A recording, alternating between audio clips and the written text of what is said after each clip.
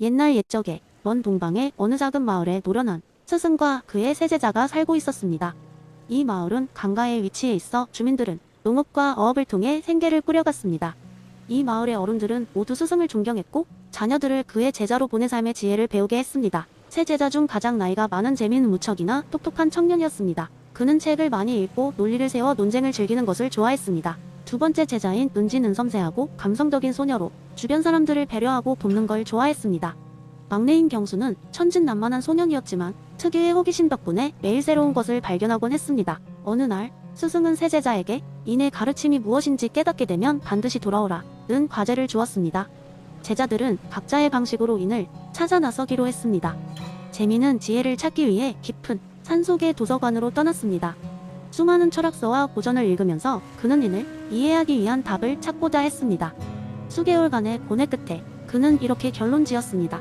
이는 단순한 도덕적 규범에 대한 이론이 아니라 지속적인 인간관계를 통해 실현되는 것이라고. 반면에 은지는 사람들과 소통하고 봉사하기 위해 마을 곳곳을 돌아다녔습니다. 그녀는 나이 드신 분들께 점심을 대접하고 아이들과 놀아주는 시간을 가졌습니다. 그녀는 배려와 사랑으로 많은 사람들의 마음을 얻었고 자신 역시 행복했습니다. 은지는 이는 타인을 돕고 그의 아픔에 공감할 때 비로소 빛난다 고 깨달았습니다. 막내 경수는 매일같이 마을 주변을 걸어다니며 새로운 친구를 사귀었습니다. 강가에서 물고기를 잡으며 사람들과 함께 웃고 떠들었습니다. 그는 자연 속에서 친구들과의 어울림 속에서 인을 체득했습니다. 경수는 이는 사람과 사람 사이의 자연스러운 연결 속에 존재한다 고 여기게 되었습니다. 1년이 지나고 세 제자는 스승에게 돌아왔습니다. 각자의 경험을 나눈 후 스승은 따뜻한 미소를 지으며 말했습니다. 세 가지 모두 옳단다. 이는 단 하나의 형태가 아닌 우리가 맺는 관계와 경험을 통해 다양하게 드러나는 것이란다. 재미는 지식에서, 은지는 봉사에서, 경수는 일상에서 인을 발견했듯이 우리 모두는 각자의 삶 속에서 인을 찾고 실천할 수 있습니다. 그리고 그렇게 사람들 간의 관계는 더욱 풍성해지고 세상은 더 나아질 것입니다. 이 이야기가 전해지면서 마을은 더욱 따뜻한 공동체로 성장했고 인의 품은 나날이 넓어졌습니다. 두 번째 이야기. 옛날 옛적 산과 강이 어우러진 작은 마을에는 마을 사람들의 사랑을 받는 한 노인이 살고 있었습니다. 그 노인의 이름은 덕수옹이었고 그는 마을의 아이들에게 맹자의 성선설을 재미있고 쉽게 전해주는 이야기꾼으로 유명했습니다.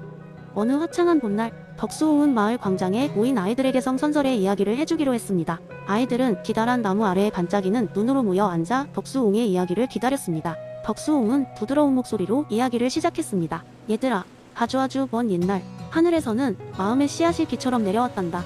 이 씨앗들은 모든 사람의 마음속에 심어져 각자가 지닌 선한 본성으로 자라났지. 이 씨앗들은 자라나면서 사람들을 따뜻하고 아름다운 사람으로 만들어 주었단다. 그런데 그 씨앗들은 그냥 놔두면 사라지곤 했단다. 왜냐하면 씨앗이 자랄 수 있는 환경을 마련해주지 않으면 안 되기 때문이지. 아이들 중 하나가 손을 번쩍 들어 질문했습니다. 덕수 할아버지, 그럼 어떻게 해야 그 씨앗들을 잘 키울 수 있을까요? 덕수옹은 미소를 지으며 대답했습니다. 그건 아주 좋은 질문이야. 저마다의 씨앗은 바로 너희들이 어떻게 성장하고 싶어 하느냐에 따라 달라질 수 있어. 누군가가 따뜻한 마음을 가지고 주변을 돕고 싶다면 그 마음의 씨앗은 사랑과 배려의 나무로 자라날 것이고, 누군가가 지혜롭고 현명하게 성장하고 싶다면 그 마음의 씨앗은 지혜의 나무로 자라나겠지. 또 다른 아이가 머리를 극적이며 물었습니다. 근데 할아버지, 나쁜 사람들도 있잖아요.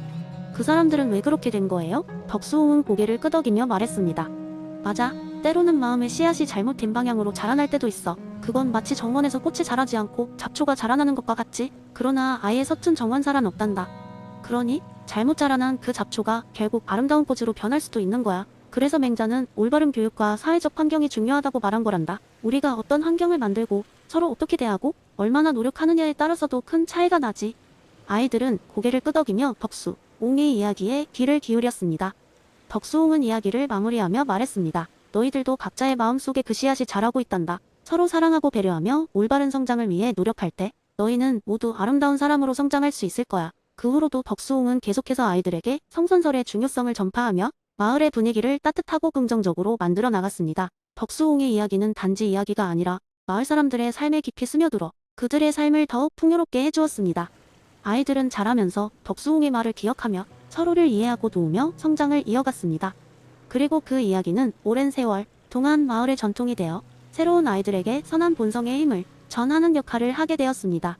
세 번째 이야기. 옛날 옛적 중국의 어느 작은 마을에 장씨라는 노인이 살고 있었습니다. 장 노인은 마을 사람들 사이에서 지혜롭고 관조적인 사람으로 유명했습니다. 어느 날 마을에는 큰 가뭄이 닥쳤고 사람들은 농작물을 구하기 위해 안간힘을 쓰고 있었습니다. 모두들 다양한 방법을 시도하며 비를 부르기 위해 기우제를 지내기도 하고 허둥지둥 우물을 파기도 했지만 별다른 소득이 없었습니다. 한편 장 노인은 여전히 매일 아침 자신의 작은 밭에서 조용히 일을 했습니다. 그는 별다른 장비도 사용하지 않고 땅을 강제로 파헤치지도 않았습니다. 다만 매일같이 밭을 돌아다니며 식물들이 어떻게 자라고 있는지 유심히 관찰하고 하늘과 바람의 움직임을 주의 깊게 살폈습니다. 이를 본 마을 사람들은 속이 터졌습니다. 장 노인, 왜 아무것도 하지 않고 있습니까? 지금처럼 어렵고 힘든 시기에 이렇게 가만히 있는 건 옳지 않습니다. 어느 날 몇몇 마을 사람들이 장 노인에게 모여들어 따지듯이 말했습니다. 장 노인은 그저 미소를 지으며 대답했습니다.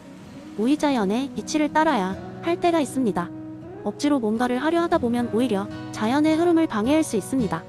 지금은 기다릴 때입니다. 마을 사람들은 그의 설명을 이해하지 못하고 머리를 설레설레 흔들며 자리를 떠났습니다. 하지만 시간이 흐르고 점차 하늘이 흐려지기 시작했습니다. 결국 어느 날 마침내 장대비가 마을에 내리기 시작했습니다. 마을 사람들은 비가 쏟아지는 하늘을 보며 환호성을 질렀습니다. 장 노인의 밭도 이내 물을 듬뿍 머금고 활기를 되찾았습니다. 그제서야 사람들은 장 노인의 지혜를 이해했습니다. 자연의 이치를 거스르지 않았던 장 노인의 밭은 다른 밭들에 비해 훨씬 풍요로웠습니다. 그는 무의의 중요성을 몸소 실천함으로써 자연스럽게 큰 성과를 거두었습니다. 마을 사람들은 그를 존경하기 시작했고 그의 삶의 철학을 따라하며 억지로 이루려 하지 않고 자연을 벗삼아 살아가는 법을 배워나갔습니다. 이 이야기처럼 때로는 무언가를 적극적으로 행동하는 것보다 그저 자연의 흐름에 자신을 맡기는 것이 더 큰 조화와 성공을 가져올 수 있습니다.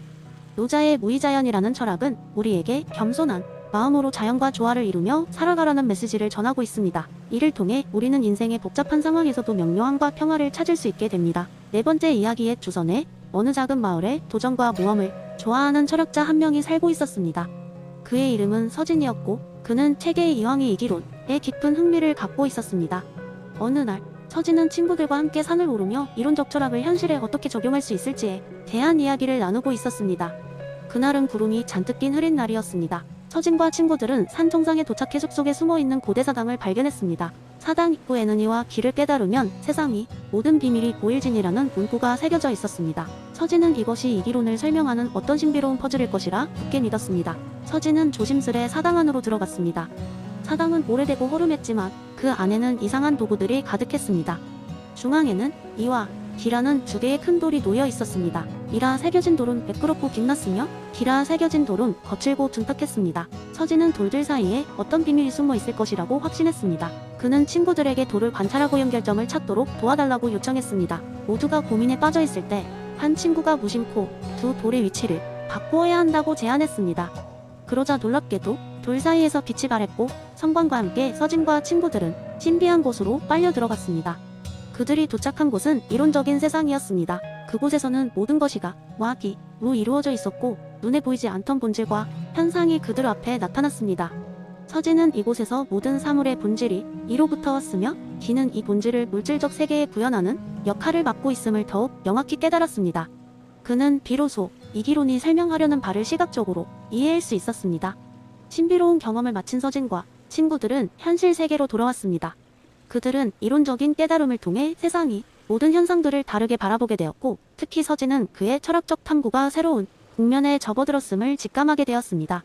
이 경험 이후로 서진은 모든 사물은 그 이치를 깨달을 때 비로소 그 존재의 진정한 의미를 이해할 수 있다. 여의기론의 깊은 메시지를 전파하기 시작했습니다. 동네 사람들은 그의 말을 듣고 작은 변화에서부터 우주의 이치까지 모두를 새로운 시각으로 바라보기 시작했으며 어느새 마을은 이기론의 지혜로 충만해졌습니다. 결국 서진과 그의 친구들은 책의 이왕의 이기론, 이 단지 철학적 개념에 그치는 것이 아니라 우리의 일상 속 각기 다른 모습과 변화 속에서 삶의 본질을 깨닫도록 도와주는 길잡이임을 몸소 깨닫게 되었습니다.